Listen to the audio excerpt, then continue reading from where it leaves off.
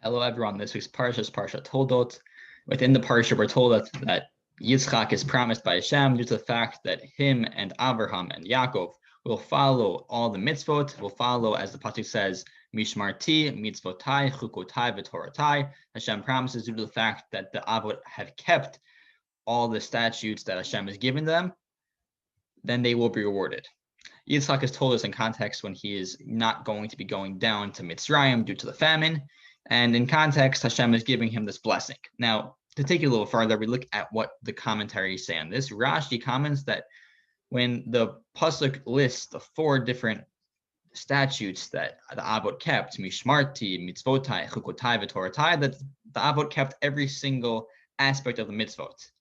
Now, the Ramban writes on this interestingly. We'll spend a minute discussing the Ramban here, how he understands Rashi's commentary. The Ramban writes that it can't be that the Avot kept every single mitzvah, because we find in certain times that the Avot go against the Torah.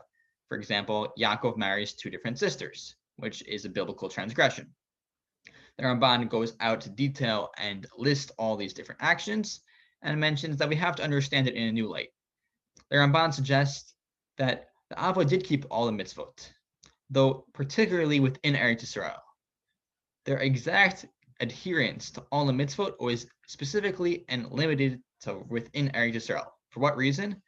The Ramban writes, "The shmirato ota haya ba'aretz bilvad." Their keeping of all the mitzvot were in Eretz Yisrael alone.